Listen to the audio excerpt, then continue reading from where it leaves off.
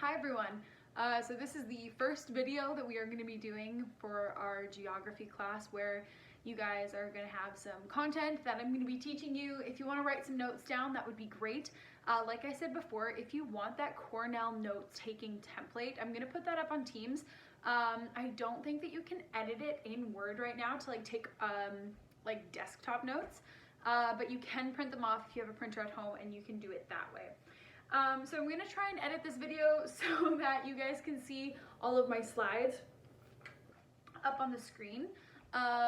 Hopefully that is going to work out.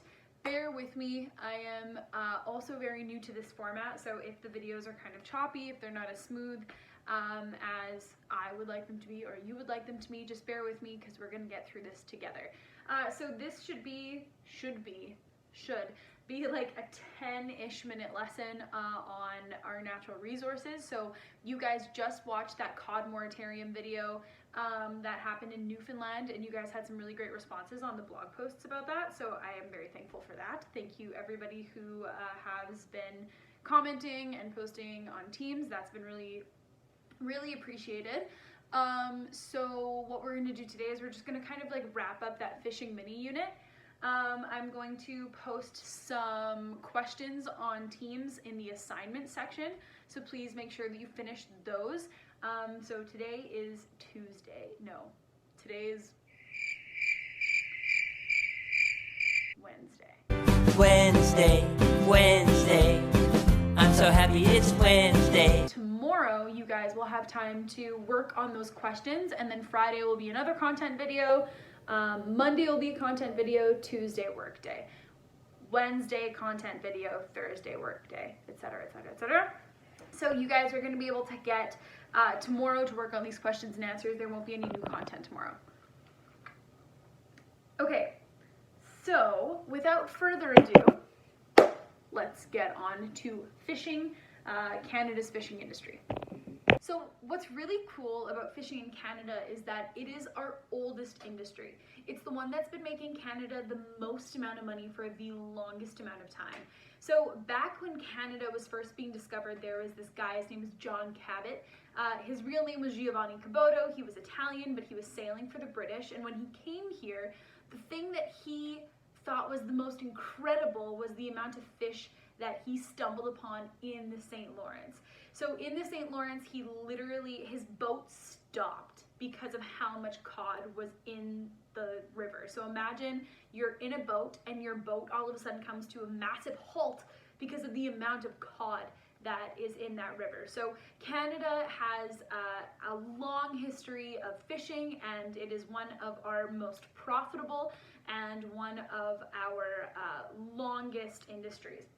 So although fishing only makes up 0.1%, that's 0.1% of Canada's economy, certain parts of Canada, their entire economic livelihood depends on fishing.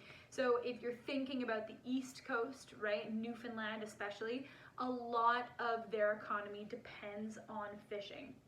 So there are three main reasons for fishing in Canada. So one is recreation, one is commercial, and then the other way is surviving, right? So a lot of Indigenous communities in Canada depend on fishing and the fishing season in order to survive, right? It's their way of food, it's their way of life, it's their way of means. So there are two main fishing areas in Canada. There's the West Coast and the East Coast. And the reason why these are two main fishing areas is because they're situated next to the ocean. Duh. We have British Columbia on the west coast, right? We have the Pacific Ocean over there, and then we have the Atlantic region. So that's like Newfoundland, Nova Scotia, PEI. So that's going to be our east coast. So when we think about the east coast fishery, it is one of the world's greatest fishing grounds. It's that way because of two things. One, because it has a wide continental shelf.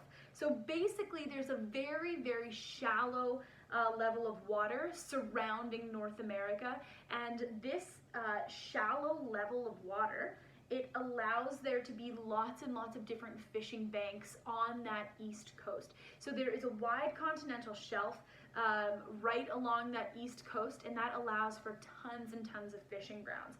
So the main catches in this area are going to be things like lobster, crab, tuna is a really big one, and of course cod, because you guys had watched that documentary already. Cod is obviously a very, very popular catch in the East Coast.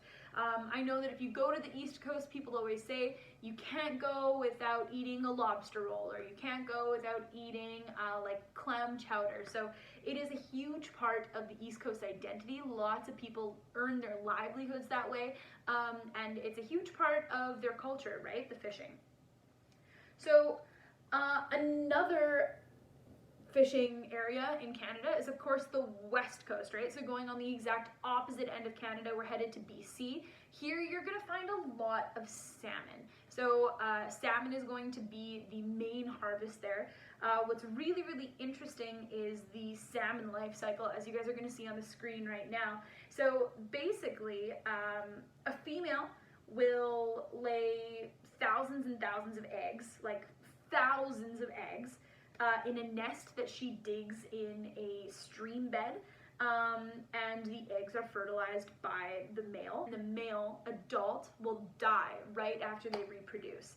So the hatched salmon, they'll stay in the nest, then they become a fry, they have really great camouflage, and the salmon, they grow and they mature, and some migrate like huge distances, and then when they're mature, they're ready to reproduce.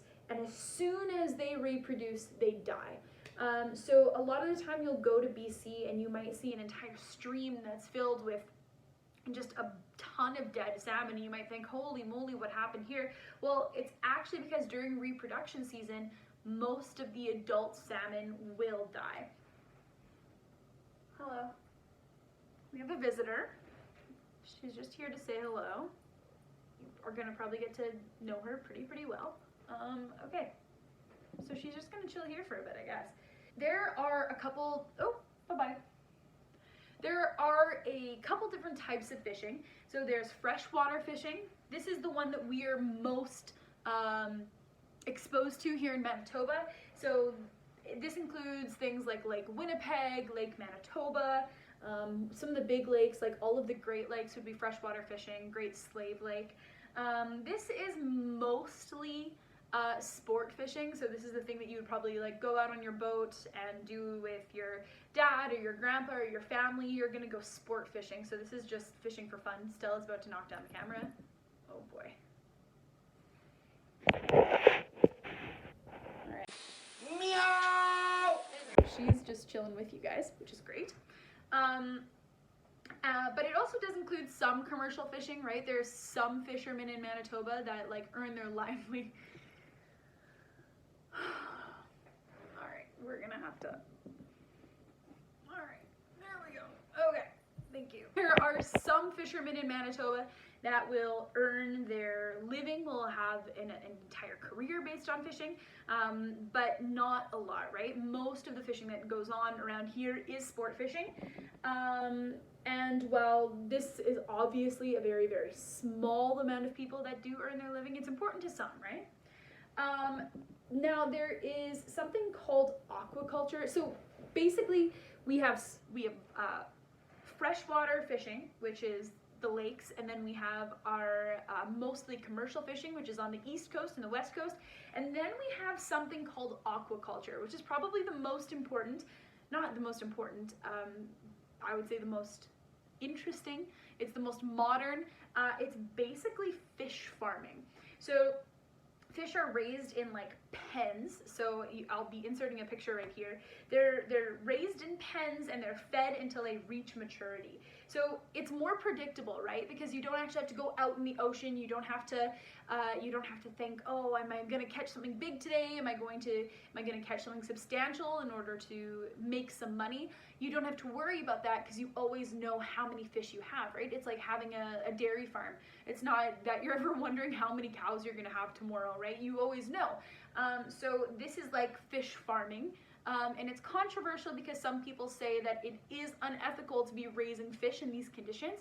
However, it is better for the economy because you always know exactly. Bye, Stella. Because you always know how much money you're going to be making. You always know how many fish you're going to have. Okay, so that is it for fishing. Make sure that you check on Teams on the assignments to see what the questions I have for you are going to be. So make sure you answer those questions. You have all day tomorrow to answer those, so don't worry about doing them today. I would just check in to see what they are like today, so that way you prepare yourself for tomorrow. If you have any questions, shoot me off a message in Teams. Until then, thank you guys. Have a great day. Bye. Meow!